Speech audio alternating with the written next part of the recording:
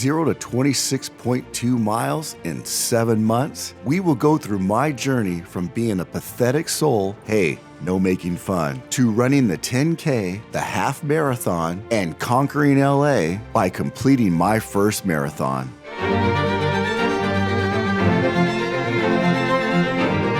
Welcome everyone. Today we're going to go through my journey in 7 months, how I went from couch to marathon. Here we go, and I'll take you through my journey right now. It all started in Hanford, California, my hometown, last August. I got asked to run a 5K practice, if you will, which was the beginning of the marathon journey.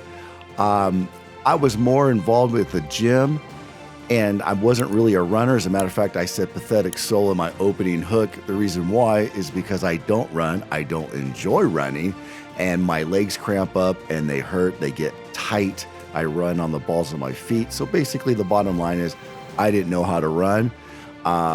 So my journey began by, hey, I'm up in my own hometown anyways. Let me go run with some high school buds of mine, Kristen and Roger, who I graduated high school with, and I've known for a long time. They're avid runners. They've done marathons before. And of course, I got talked into it. And there we are celebrating at the Hanford Auditorium at the end. And let's just say it was not a good day. My legs were absolutely on fire. I go, oh my God, there's no way in heck I am going to be able to do this. So my first journey begins here in the gym. You see that I'm actually on the treadmill. I'm used to working out in the gym. I just incorporated running strategies, precision running classes that lasted a half an hour to an hour long. Getting my legs used to running. You can't really see it in the photo. I don't think I had it that day. You see my water bottle and my towel, but I also carried a massage gun.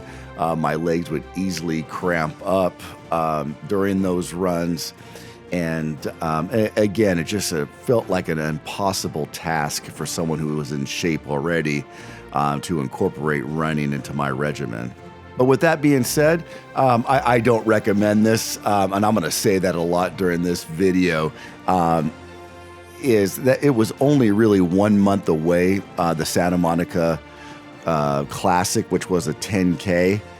And we look here on my first photo, there I am taking photos by the water in Santa Monica, all smiling, happy as could be, thinking my whopping 1 month's training. And mind you, during this point, I never really ran a 10K. I've only ran as far as a 5K, and that was absolutely brutal for me. So of course, whenever you're gonna run a 10K, I recommend that you actually run a 10K, if not more, before the race. The next photo here is actually me running towards the Santa Monica Pier. As you can see, I'm still happy. I'm not sore yet. I'm actually enjoying myself. But it was absolutely brutal. I think I did it in roughly around an hour and a half, which is kind of typical, average, if you will, for a beginner, a 45-minute 5K and so forth. So, but yeah, as you can see, I'm still enjoying myself. It actually got really hot that day too, so that was actually really painful during the second half. But when you look at the last photo here, I earned my medal. I did it. I'm getting cocky. I'm like, woo, baby. So I actually have the live medal here. As you can see here, obviously I still have it. I'm very proud of it. Ran my first 10K ever in that race. Again, I don't recommend actually running a 10K, if not more, before the actual race. And the way it works is Conquer LA, if you run the Santa Monica 10K, which I signed up for and did. You also do the Rose Bowl in January, which is the half marathon. And then in March, you actually run the marathon. You get an extra medal called Conquer LA, which we'll go through in my journey here. What I actually got talked into, and I'm glad I did it, there's a group called the LA Lakers. Yeah, Lakers, baby! Big shout out to them. They run every Saturday morning in Santa Monica. Every Saturday morning, I was there roughly around 6 a.m., 6:15, which means I had to get up at 4:30-ish in the morning. Leave my house by a little after 5 o'clock. It takes me about 45 minutes to an hour to get to Santa Monica. So I got there at 6:15, did a little stretching, and then we were ready to rock around 6:30. So we would start off, I don't remember what we started off, running a mile or two, do a 5K, Worked our way up to a 10K. Eventually we were doing 10 miles, 12, 14, 16, 18. We got all the way to the max at 20 miles every Saturday morning. And we would rotate that number around and go in various speeds. So that actually helped me running in a group, running with the LA Lakers. Again, you're finding like-minded individuals, mentors, versus me waking up on a Saturday morning. First of all, if I had to do that on my own, would I get up at 4:30 in the morning and start running by 6 o'clock? Probably not. So it was actually worth the drive down to Santa Monica, hook up with everybody, enjoy the run over several hours. And then, of course, with my buds, Kristen and Roger, we would always go out and have a good time afterwards with breakfast and some carbohydrates, AKA beers. So I'm going to take you through that journey here, what I did every Saturday morning in Santa Monica. I made it my staple every Saturday morning to, and I'm not going to bore you with every Saturday morning pics, but I wanted to at least show you some of them here. This one's showing the Los Angeles Wine and Food down below, and I'm just kind of like wishing that I was down there versus up on the top, about ready to do my run. I would also post a video on my Facebook, kind of getting cocky, telling everybody to kind of get out of bed and, look at me, if you will. So a combination of making fun of people, look at me, and oh my God, I'm actually envious of you. Again, some other pictures, that I will take you through, just different shots of various poses of me. Here's me being cocky. I guess I must have felt great that day if I'm showing tongue and doing my little doing the little horns there with the fingers with my water bottle. There I am. If I'm not feeling the love, I'll actually make a little sad face, like, oh my God, I can't believe we must have been doing 20 miles that day. Who knows why I'm doing that sad look on my face. There I am at one of the Lakers checkpoints. Beautiful day out there that particular day, and being that there was checkpoints out there, I'm sure this was probably a 16, 18, 20 mile day where we actually had to stop and get electrolytes, food, and things like that, and take a quick little 10-second break. There's me doing the horns again, getting all cocky, so I must have felt great that day. Santa Monica Pier in the background, of course. And then some little movies here I'll take you through. As you see here, I'm with my buddy Roger running side by side. It was torrential pour that day. So whether rain or shine, we were out there crushing it. And of course, when it's raining, we get a light group out there. Some people just say, screw it, I'm not going to run today. But of course, it was worth the drive down and experience that. And I wanted to be a David Goggins, if you will, and have people look at me and going, why are you running out there and it's raining? And I like to repeat, because you're not, just like David Goggins would say. So there we are, enjoying ourselves, getting poured on, just tackling through. And all, I know I'm joking around, but all truthfulness, I mean, it works on your mindset big time. The idea of going out there and just running through the rain and going, oh my God, instead of going, woe is me, you're just out there crushing it and making it happen. About a month after the Santa Monica Classic 10K, again, I continued to run my Santa Monica LA Laker running trips every Saturday morning. In San Francisco in October the following month, I had a business trip up there, and what I did was I just took some time before the conference and I ran down Embarcadero Street. I did a 5K, a little sweaty there, but I'm very proud of myself that I was able to do that in the morning on my own. Such a beautiful day. October is perfect and for a San Francisco trip and doing the run on my own.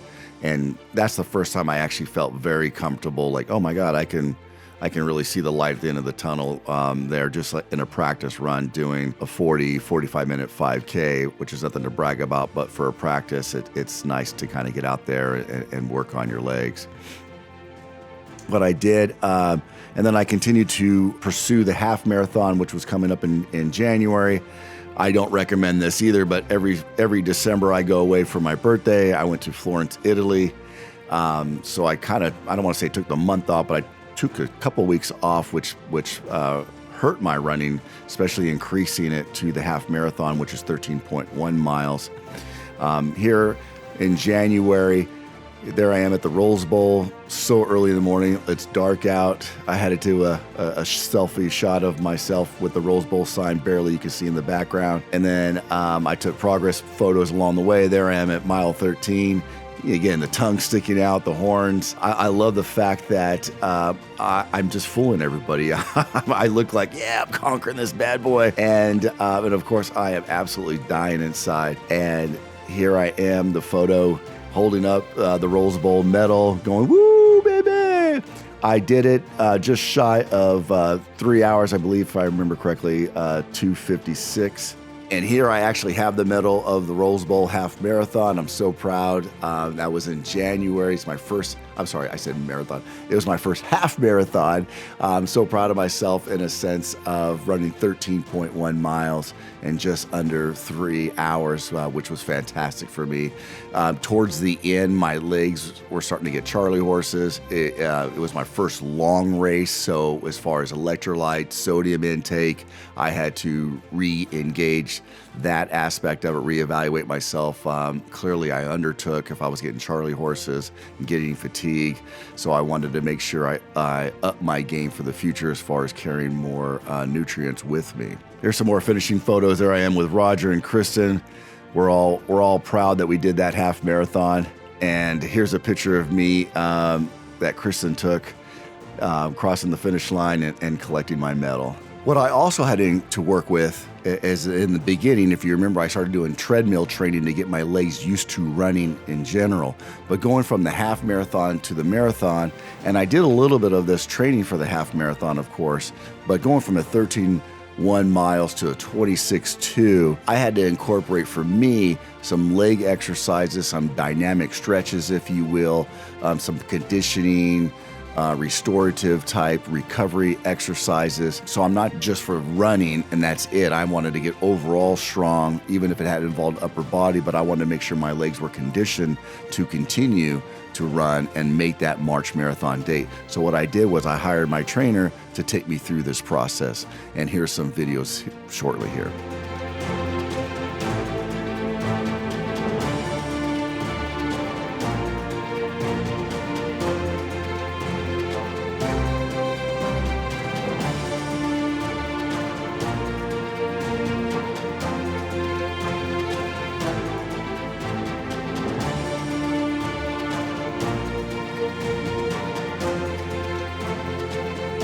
Okay, here we are. It is the big day of the marathon, and I took pictures along the way. It was a great way to see Los Angeles. Obviously, Los Angeles is spread out, but what we did is we started off at Dodger Stadium and ran down the hill, ran down Sunset Boulevard, went through Hollywood, cut down, and went right into Beverly Hills.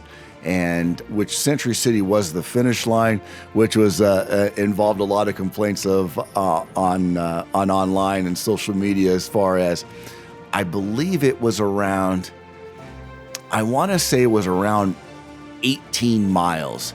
You ran by the finish line in Century City. But instead of stopping, because obviously we didn't do our 26.2 yet, we were at 18-ish that we had, it was roughly around 18, 20 miles. We had to continue to run towards Santa Monica, towards the water, into Brentwood, make a U-turn around in Brentwood, and then come back all the way up to Century City. So it was that little, psych, like, oh my God, there's the finish line. There's actually people running through it. And here I am, like, oh my God, I got another 6+ to go. So that was kind of a mindset challenge there. But what I did was I took some pictures along the way and tried to enjoy myself as much as I could. One of the things that was really bothering me, and I'm actually doing physical therapy for it now, is during the practice runs in Santa Monica, around when we were working on 16 miles or so, I really felt pain above my knee on my left leg. And some of the photos you may see that I have a knee brace I just kind of kept down to my ankles. I really didn't need it, but I had it like a safety binky, if you will, for protection. But during the practice around 16-ish miles that we did that one Saturday, I hurt myself, so I was in a lot of pain. And of course, running 26.2, I was really fatigued. So I think around 16 miles at one of the Lagers checkpoints, I was done. And it was one of those moments of, do you fall backwards like I wanted to, where, okay, I'm done, I'm I'm not going to finish the race, right? Or worst case scenario, I can at least fall forward and walk the rest of the way, which I didn't want to do, but that would, at least I'd be finishing. So what I did is I kind of did a combination of run when I can, but I had to walk after 16 miles, which actually hurt my time. I walked a mile or two just to relax the leg, and then I was able to kind of get up in a run-walk routine. So let me take you through some of the highlights of my marathon race day. First I want to show you is we actually picked up our bibs, our packet at Dodger Stadium. Look at that whopping smile on my face, so excited, have no idea the torture that I'm going to get myself into. That morning we all stayed at the Biltmore in downtown LA. It was easier to the whole gang to go ahead and spend the night down there and walk to the shuttle in downtown LA, and the shuttle took us to Dodger Stadium. There's me with my the famous bathroom pic of showing my new outfit and showing that I'm ready to rock, if you will, but we'll see if those legs can hold up. We got to Dodger Stadium, first picture with my buddy Vicky there in the front, and you have Kristen behind her and Roger. We're all kicking back at Dodger Stadium. It was great to be an LA Laker. Only the Lakers were allowed inside Dodger Stadium, so it's kind of a little VIP treatment as we wait for the starting line there early in the morning. I believe it was roughly around 6 a.m. of this photo. And then we're off. I had to take a picture of the Hollywood Boulevard sign. And I don't even know if these photos are in order, so I apologize ahead of time. There's me going down Sunset Boulevard. And then you have going in Hollywood there, the Chinese Theater in the background. There I am crossing over Fairfax and heading into Beverly Hills on Beverly Boulevard. At this point, I'm past over the halfway mark. I think this is roughly maybe around 16 miles or so. As you can see the look on my face, I think holding up the iPhone for the selfie looked like it was torturous on me. There I'm going down Rodeo Drive, passing the Beverly Wilshire, making a right on Wilshire Boulevard. At that point, I was absolute pain. And this is what I was talking about earlier. Here I am coming up in Century City, the finish line. You can't really see it, but it's down there on the left. You definitely see some booths. You see probably a white banner on top, so you can see where the audience is congregating over there. A lot of people are already walking at this point, doing their one walk-run routine. Again, it's that whole excitement. You hear the crowds cheering. You're like, oh my God, I still got another 6+ miles to go. Now I'm going down San Vicente Boulevard, heading into Brentwood. And this is a marathon shot that they took of me crossing over one of the checkpoints. Another continued run. And I got my binky in my hand. I had it was cold in the morning. It warms up. And I just never got rid of it. I actually used it as a towel to wipe myself off. And it was very comfortable holding my little binky during the run. And there I am crossing the finish line there on the left-hand side. And you see Vicky right there, down there in the middle. And this is from the marathon photo, obviously. And there I am rocking the house, forgetting about the pain that I am. And I'm wearing 2 medals, and I want to show you both those medals right now. Here is the marathon medal, March 17th, St. Patrick's Day. I love the little theme that they give on the St. Patrick's medal. And like I said to you guys earlier, if you did the Santa Monica 10K, the Rose Bowl half marathon, and the Los Angeles marathon, you actually get the Conquer LA medal, so that's why I was wearing 2 medals in this particular photo. I had a special button on my bib to warn the volunteers that I get 2 medals for completing all 3 events. There I am again, the famous Mike Maddox. Woo, baby!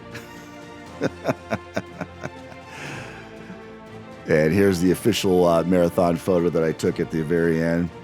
I was completely fried and drained afterwards, no doubt about that. I wanted to show you this picture to show you what a rookie I was. I was so petrified by being in pain during the half marathon in January that I really loaded up for the marathon, 3 months later, a couple months later in March. But I wanted to show you this because this isn't the pre-pack. This is the actual post-pack. So this was actually leftover in my bid that I carried on me. So this is after I've already ate everything that was on me. This was left over. So as you can tell, this is a way overpacked job. But again, I was scared. I was such a rookie. And here I wanted to show you that I actually purchased a marathon video. It's only a couple minutes long of me running through the various checkpoints. Also, the marathon committee had cameramen and videographers along the way that I can purchase this. I'm glad I actually purchased this video. You can actually see the progress when I'm actually running. I start off really well, and then of course I'm just dying later on. My whole body's just breaking down, and you can just see I just kind of trottle through the finish line here. So I wanted to show you this 2-minute clip. Thank you.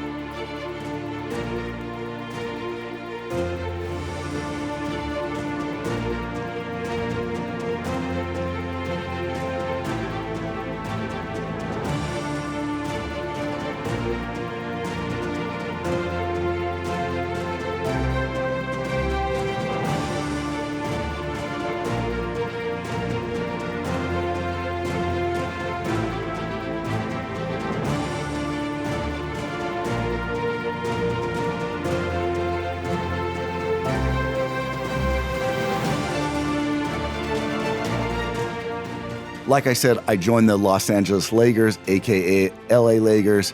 We ran every Saturday morning, and what we did is 2 weeks after the marathon, so we just had it, we had a celebration party in Santa Monica at Shutters Hotel there. We had a wonderful time, and I wanted to show you a couple of clips from that particular event. Here we are just joking around. They had one of those little photo booths that spits out the various photos, and they had props, and again, Roger and Kristen and myself really enjoyed ourselves at that particular party. And then here I am with some of the gang members there that we sat at in my LA Lakers group. So many people to advertise here, but I wanted to show you we just had a ball and just funny pictures to take. And of course, here we are at the banquet. Everyone's all dressed up, and we joked around like, "Are we going to recognize everybody? We're not in our running gear, especially the women. They put their hair in the ponytails, they wear hats and sunglasses." So it was the first time I actually saw people in the LA Laker group wearing normal clothes, and it's like, "Who are you again?" And it's like the people we would joke around, and the women would, just pretend I was wearing sunglasses. "Oh yeah, that's you," So again, Roger, Kristen, and myself doing the thumbs up. Very proud moment in our lives. And I just want to say, hey, what a fantastic journey this has been for 7 months. I called it couch to marathon. But in my particular case, I guess you could say gym to marathon. But I went from a pathetic runner to like, I can't even run. I can't even break a 10-minute mile. Maybe I ran a 15-minute mile if I was able to do such a thing. My legs would get sore. I've always enjoyed hiking, but I would always have to stop and rest. So it's just the fact that I went from like, oh my God, I hate something. Why do I hate it? Because I'm terrible at it? Or why am I terrible at it? Because I hate it. It's like that whole circle effect that I just couldn't get out of. And just the idea of being talked and doing something that was completely impossible for me to actually do, where oh my God, I can't even run at the end of the block without stopping, huffing and puffing. My legs would cramp up. To 7 months later, here I am running 26.2 miles. And I made a lot of mistakes, and I'll recap those again. I ran the 10K without ever running a 10K. I can barely run a 5K. So I don't recommend that. I didn't run a lot. I still stuck to my gym routines. I took roughly December off, which was actually brutal on me. Maybe that actually helped contribute to hurting myself. So obviously I made a lot of mistakes that I kind of admitted through there, but I also did some things great. I mean, I gave myself at least 7 months. I gave myself a regimen. I stuck to it. I did some gym time. I did some treadmill time. I did some dynamic exercises. So I want to go back and do it all over again. Of course, if you ask me the day of the marathon, are you going to do this again? I'd be like, heck no. But after, that Sunday was a heck no. And then Monday was like, oh, okay, maybe I can do this again. And then Tuesday, by the time Tuesday came, I go, oh my God, I ran the marathon in 6.5 hours. I got to knock that time down.